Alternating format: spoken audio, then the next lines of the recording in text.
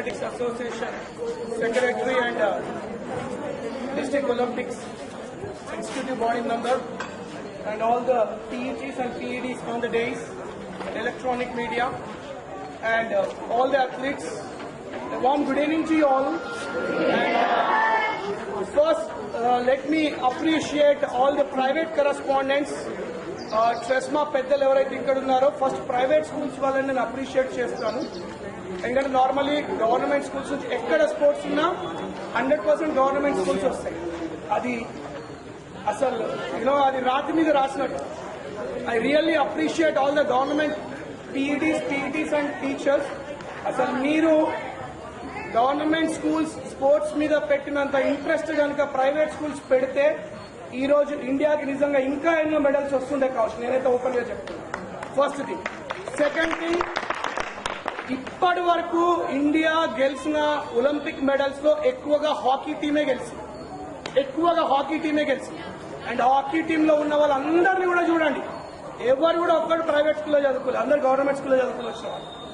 And that is the greatness of government speech, because you people really encourage the students, and we feel this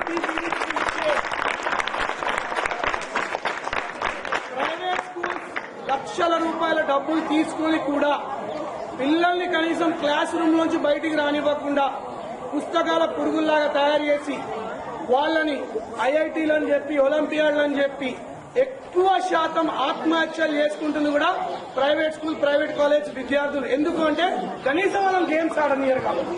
and మళ్ళీ ఇంకొకసారి ఈ విషయంలో government school students, you are very great, because మీకు ఆత్మస్థైర్యం ఎక్కువ ఉంటుంది, physical power కావచ్చు, mental power కావచ్చు, తట్టుకునే పవర్ ఎక్కువ ఉంటుంది. ప్రైవేట్ స్కూల్ ఉండదు. ఒక యాజమాన్యంగా నేను చెప్తున్నాను.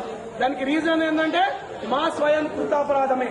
మార్కులు అని చెప్పి, సీట్లు అని చెప్పి వాడి జీవితాన్ని ఏదో తయారు చేస్తున్నాం అనుకుంటున్నాం, కానీ అది పేరెంట్స్ మేము కలిసి స్టూడెంట్స్ ఒక జీవితాలను మేము నాశనం చేస్తున్నాం. I'm honestly saying, okay, and I won't regret for saying this. ఇది చెప్పడానికి నేను అసలు బాధపడను. Okay, and once again I really appreciate this man who is here.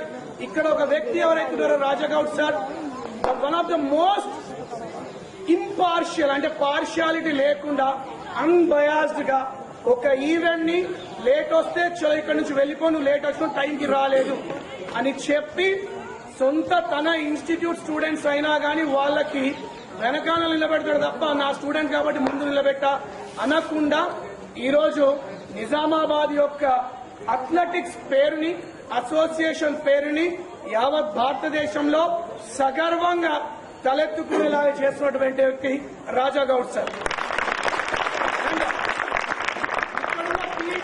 చాలా మంది దీంట్లో తెలుసు, and I really appreciate those PETs. నేను ఎవ్రీ ఈవెంట్ కి నేను వస్తా కరెస్పాండెంట్ లాగా, మా పీఈటీస్ కూడా వస్తారు, కానీ చాలా తక్కువ మంది.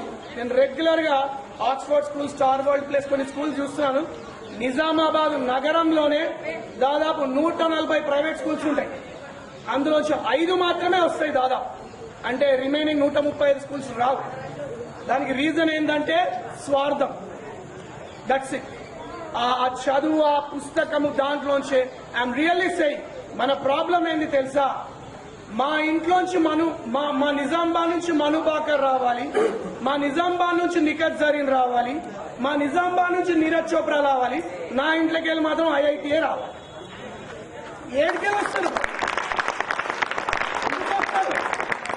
అండ్ ఈరోజు నీరజ్ చోప్రా యాక్చువల్ గా జావెలిన్ లో గోల్డ్ మెడల్ కొట్టినందుకు నేషనల్ జావెలిన్ ఫెడరేషన్ వాళ్ళు యావత్ భారతదేశంలో జావెలిన్ త్రోకి సంబంధించి కాంపిటీషన్ కండక్ట్ చేయాలని చెప్పారు. దానికి సందర్భంగా అథ్లెటిక్స్ ను కూడా కలిపి ఇక్కడ ఈ రోజు రాజాగౌడ్ సార్ గారి ఆధ్వర్యంలో ఇంతమందికి ఈ రోజు ఇక్కడ ఈ ఈవెంట్ పెట్టడం జరిగింది. అండ్ ఇంతమందికి పెట్టడం అనేది ఆషామాషి కాదు, and it's very great event. And I really congratulate all the medal winners.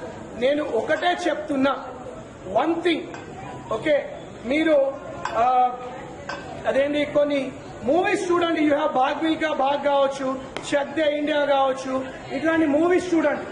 Shoes కూడా లేకుండా అథ్లెటిక్స్ గ్రౌండ్ లో దిగి సంవత్సరాల ప్రాక్టీస్ చేసి వాళ్ళు గోల్డ్ మెడల్స్ కొట్టారు. మీరు ఆఫ్రికాలో ఉన్నటువంటి మ్యారథాన్ రన్నర్స్ ఉంటారు, 10,000 మీటర్స్ కావచ్చు, 5 కిలోమీటర్స్